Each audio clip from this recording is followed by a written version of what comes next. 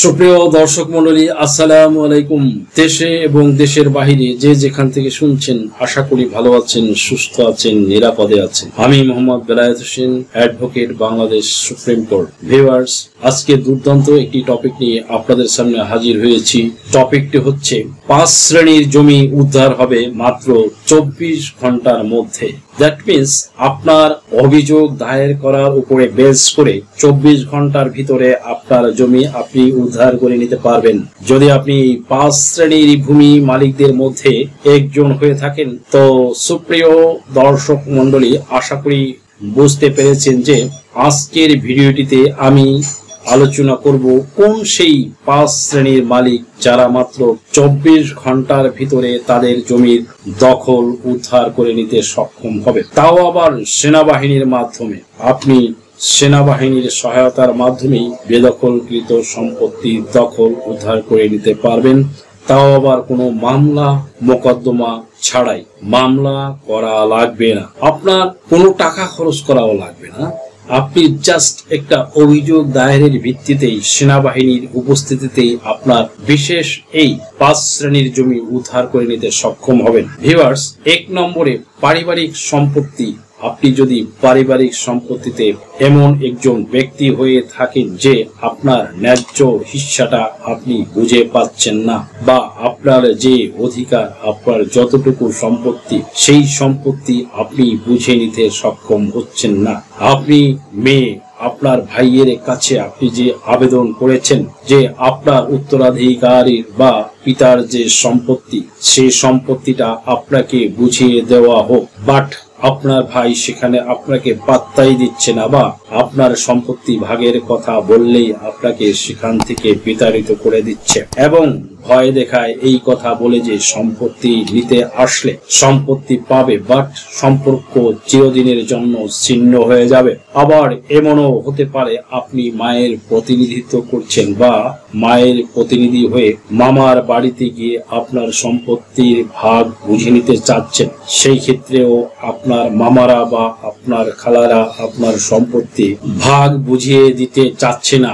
আবার অনেক ক্ষেত্রে নিজের পরিবারেই, অর্থাৎ আপনি একজন ভাই, আপনার আরেকজন ভাই আছে, আপনার পৈতৃক সম্পত্তি আপনার ভাই সব থেকে ভালো জায়গা বা সব থেকে দামি অংশটা আপনার নিজের দখলে রেখেছে এবং অনুন্নত, অনুর্বর এবং সবচেয়ে খারাপ যে অংশটা বা সবচেয়ে নিম্ন কোয়ালিটির যে অংশ বা সম্পত্তি আছে, যেগুলো ততটা উর্বর নয় বা ভালো ফসল হয় না, এমন কিছু জমি আপনার ভাগে দিয়েছে। এই ক্ষেত্রে যদি আপনি অসন্তুষ্ট হন বা ডিসস্যাটিসফাইড হন, যদি মনে করেন যে আপনি ভাইয়ের বিরুদ্ধে এমন কোনো শক্তি, সাহস আপনার নেই যে আপনি প্রতিবাদ করবেন, সেই ক্ষেত্রেও আপনি চাইলেই কিন্তু সেনাবাহিনীর সহায়তা নেয়ার মাধ্যমে এই পারিবারিক সম্পত্তি উদ্ধার করতে পারবেন। অনেকেই মনে করেন যে সেনাবাহিনী হয়তো এই সকল বিষয়ে তাদের সময় নেই যে সকল বিষয়টা তারা সমাধান করে দিবে।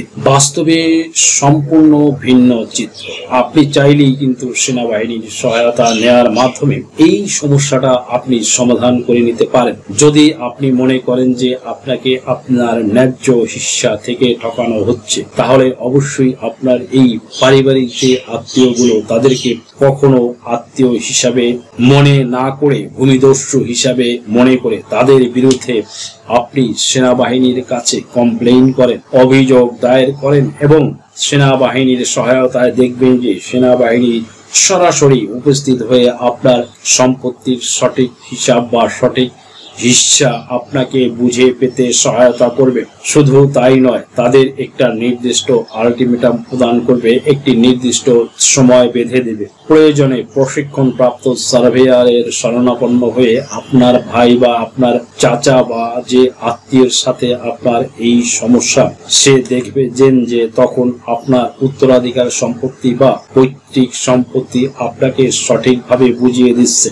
সো ভিউয়ার্স, আশা করি বুঝতে পেরেছেন করেছেন যে এই ওয়ারিশান সম্পত্তি আপনি চাইলে কিন্তু এখন আপনি বুঝে নিতে সক্ষম হবেন। সুপ্রিয় দর্শক মন্ডলী, সেকেন্ড থিং, আপনার নামজারি নিয়ে যদি কোনো সমস্যা হয়, বাংলাদেশের সব থেকে বড় হয়রানির বা সাফারিংস এর নাম হচ্ছে নামজারি বা মিউটেশন। ভিউয়ার্স, এখনো যেহেতু প্রত্যেকটা জেলাতে বা প্রত্যেকটা উপজেলাতে সাব রেজিস্ট্রার কার্যালয়গুলোতে সম্পূর্ণভাবে অটোমেশন এর আওতায় নিয়ে আসা সক্ষম হয়নি। সরকারের পক্ষ থেকে কার্যক্রম চলমান রয়েছে এবং এটা শতভাগ কমপ্লিট হয়ে যতক্ষণ না আসছে অটোমেশন সিস্টেমে, ততদিন দলিল হাতে পাওয়ার পর নামজারির জন্য অনেকে আবেদন করে থাকে। আবার অনেকে আছে দলিল হাতে পাওয়ার পূর্বেই দলিলের একটি সার্টিফাইড বা ডুপ্লিকেট কপি উঠিয়ে বা নকল উঠিয়ে নামজারির জন্য আবেদন করে। এখন কথা হচ্ছে, নামজারির আবেদন এসিল্যান্ড মহোদয় কোন বিষয়ে যদি গুরুত্ব সহকারে না দেখে বা তার নামজারি আবেদনটিকে একটা গুরুত্ব না দিয়ে অনেক সময় দেখা যায় যে বিনা কারণে খারিজ করে দেয় সকল এসিল্যান্ড যে এমন করে, বিষয়টা কিন্তু এরকম নয়। কিছু এসিল্যান্ড আছে তারা এটার মাধ্যমে কৌশল অবলম্বন করতে চায় এবং তারা চেষ্টা করে যে এই পদ্ধতির মাধ্যমে ভূমি মালিককে ঠকিয়ে বা তাকে বাধ্য করে তার কাছ থেকে কিছু টাকা হাতিয়ে নেওয়া। আর এই ধরনের বা এমন কৌশল অবলম্বন করেই অনেক এসিল্যান্ড আছে তারা ভূমি মালিকদের ভিক্টিমাইজ করে তাদেরকে বাধ্য করে বাড়তি টাকা প্রদান করে নামজারি গ্রহণ করার জন্য। আর এটার জন্যই দেখা যায় যে সরকার নির্ধারিত যে ফিস 1170 টাকা, এটা ছাড়াই 10, 20 বা 30,000 টাকা পর্যন্ত একজন ভূমি মালিকের খরচ হয়ে যাচ্ছে। তারপরও সে তার নামজারি কখনো সরকার নির্ধারিত ফিসের ভিতরে থেকে বা 1170 টাকায় করে নিতে সক্ষম হচ্ছে না। সুপ্রিয় দর্শক মন্ডলী, যদি কোনো ভূমি মালিকের সাথে কোনো এসিল্যান্ড মহোদয় এমন কোনো কার্যক্রম করে, সে ফর এক্সাম্পল আপনার সকল ডকুমেন্টস ঠিকঠাক আছে, আপনার নামজারি আবেদন কখনো রিজেক্ট হবার কথা নয়। আপনার সকল ডকুমেন্টস পেপারগুলো, রিকোয়ারমেন্টস গুলো, যে আপনার যে এলিমেন্টস গুলো সম্পূর্ণ সঠিক, আপনার নামজারির জন্য যে তথ্যগুলো দরকার সেই তথ্যগুলো আপনার কাছে রয়েছে, তাহলে কোনো এসিল্যান্ড যদি আপনাকে ইচ্ছাকৃতভাবে এইভাবে আপনার কাছ থেকে বাড়তি টাকা আদায়ের উদ্দেশ্যে যদি আবেদন বাতিল করে, আপনি তৎক্ষণাৎ সময় নষ্ট না করে সেনাবাহিনীর শরণাপন্ন হবেন এবং সেনাবাহিনী ম্যাজিস্ট্রেট পাওয়ারভুক্ত যে সেনাবাহিনীগুলো রয়েছে, যে কমিশন প্রাপ্ত সেনাবাহিনী, তাদের কাছে যাওয়ার ফলে আপনি অভিযোগ দায়ের করবেন। দেখবেন তাহারা সশরীরে উপস্থিত হয়ে উক্ত এসিল্যান্ড মহোদয়ের বিরুদ্ধে ব্যবস্থা গ্রহণ করে আপনার নামজারির আবেদন সঠিকভাবে করে দেওয়ার ব্যবস্থা গ্রহণ করবেন। সুপ্রিয় দর্শক মন্ডলী, তৃতীয় পর্যায়ে যে ব্যক্তিরা তাদের জমির সমস্যা বা তাদের সমস্যা সমাধান করে নিতে পারবে মাত্র 24 ঘন্টার ভিতরে, সেটা হচ্ছে ভূমি উন্নয়ন কর বা খাজনা প্রদানের ক্ষেত্রে অনেক সময় দেখা যায় যে অনেক ভূমি অফিসের দায়িত্বশীল কর্মকর্তা রয়েছে, নায়েব বা তহসিলদার, তারাও মূলত বেসিক্যালি ভূমি মালিকদের কাছ থেকে বাড়তি টাকা হাতিয়ে নেওয়ার উদ্দেশ্যে সরকার নির্ধারিত যে ফিস থাকে তার থেকে কয়েক গুণ বেশি পরিমাণে টাকা হাতিয়ে নেন। এমন অজস্র কমপ্লেইন আমার কাছে আসে। অনেক ভিউয়ার্স, অনেক অডিয়েন্স, অনেক শ্রোতা ভাই বন্ধু দর্শক আমাকে এই বিষয়ে অবগত করে এবং আমার কাছে জানায়। অনেক সময় দেখা যায় যে আপনার হোল্ডিং অ্যাপ্রুভ করা হচ্ছে না।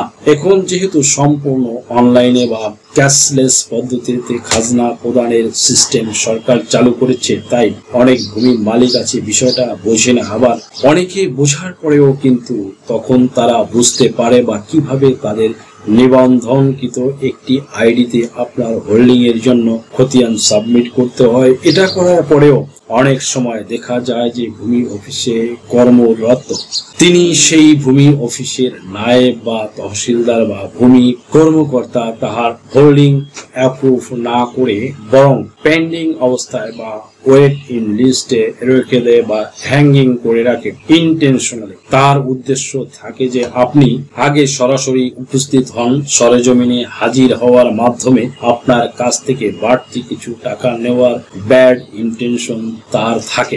এই উৎকোচ নেবার উদ্দেশ্যে আপনাকে সরাসরি হাজির হতে এক ধরনের কূটকৌশল বা একটি ব্যাড পন্থা অবলম্বন করে আপনাকে এক প্রকার বাধ্যই করে। এখন আপনি সেখানে হাজির হওয়ার পর আপনার যে খাজনাটা, সেই খাজনা যদি দেখা যায় যে তার থেকে কয়েক গুণ বেশি পরিমাণে খাজনা আপনার দিক বা আপনার নিকট দাবি করে বা হাতিয়ে নেওয়ার অপচেষ্টা করছে এবং কূটকৌশল অবলম্বন করছে, এমন যদি কোনো আভাস আপনি পান, তাহলেই কিন্তু আপনি সরাসরি সেনাবাহিনীর শরণাপন্ন হবেন এবং সেনাবাহিনীর শরণাপন্ন হয়ে আপনি উক্ত ব্যক্তির বিরুদ্ধে স্টেপ নিতে পারবেন বা পদক্ষেপ গ্রহণ করবেন বা নিতে পারবেন। অ্যাজ ওয়েল অ্যাজ সেনাবাহিনীর পাশাপাশি আপনি বিভিন্ন রাজনৈতিক দল সমূহ রয়েছে যারা বেসিক্যালি কম্পারেটিভলি ভালো এবং দুর্নীতি মুক্ত বা কোনো প্রকার সমাজ বিরোধী কাজকর্মের সাথে জড়িত নেই।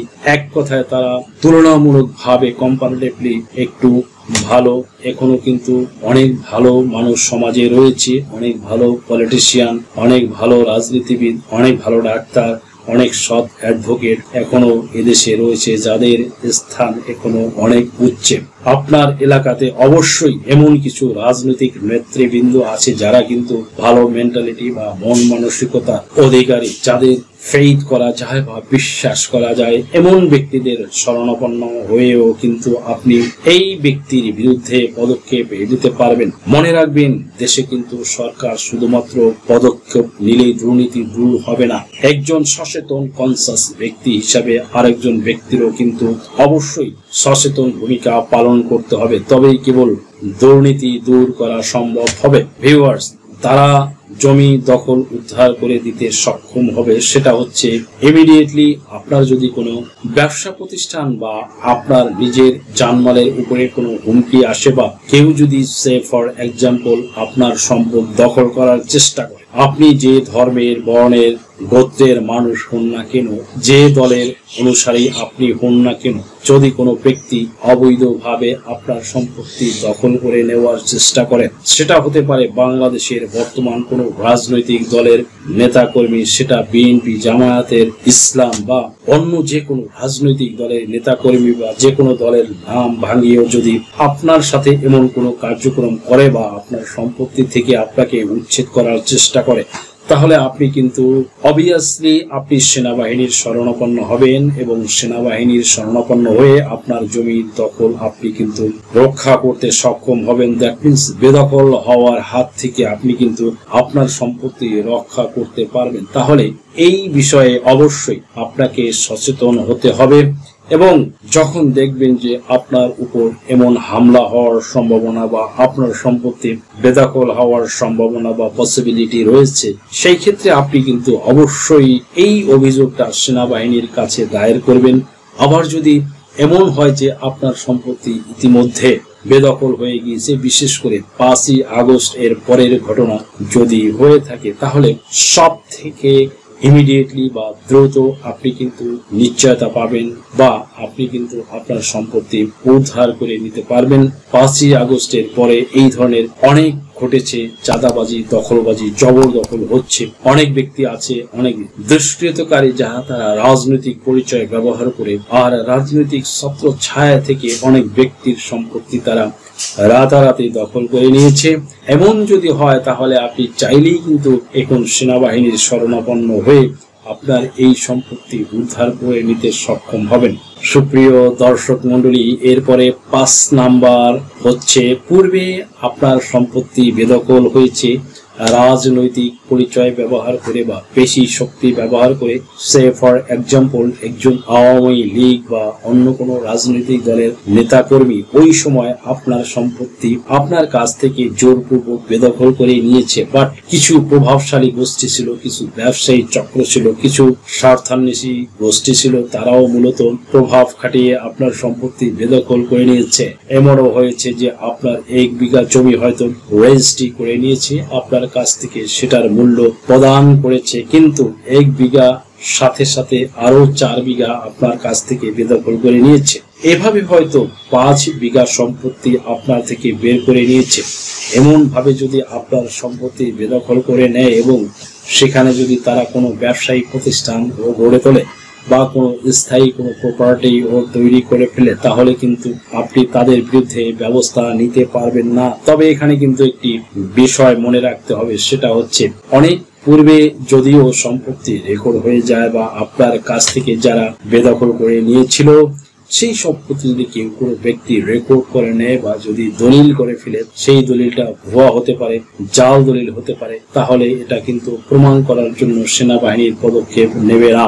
এটা আপনাকে প্রমাণ করার জন্য কোর্টের শরণাপন্ন হতে হবে এবং কোর্টের বা বিজ্ঞ আদালতের শরণাপন্ন হয়ে আপনাকে করতে হবে। যদি আপনি এই কাজটি করতে পারেন তাহলে কিন্তু বিজ্ঞ আদালত যখন আপনার পক্ষে রায় ডিক্রি দেবে তখন আপনি কেবল এই কাগজ নিয়ে সরাসরি আপনি ওই ব্যক্তিকে সম্পত্তি উদ্ধার করতে না পারেন, তখন আপনি প্রশাসনের সহায়তা নেবেন। সুপ্রিয় দর্শক মন্ডলী, ভিউয়ার্স, আশা করি তাহলে বুঝতে পেরেছেন এই ক্ষেত্রে অনেকে ভুল করে থাকে। তাদের রেকর্ডের সমস্যা, দলিলের সমস্যা, এইসব সমস্যার সমাধানের জন্য তারা সেনাবাহিনীর কাছে ছুটে যায়। বাস্তবে সেনাবাহিনী কিন্তু এসব সমস্যার সমাধান দিবে না, কেবলমাত্র তাদের সমস্যার সমাধান দিবে যে 5 শ্রেণীর মালিকদের কথা আমি বললাম। শুধুমাত্র এই 5 শ্রেণীর মালিকদের সেনাবাহিনীর শরণাপন্ন হলে আপনারা আপনাদের জমি জমার সমস্যার সমাধান করে নিতে সক্ষম হবে।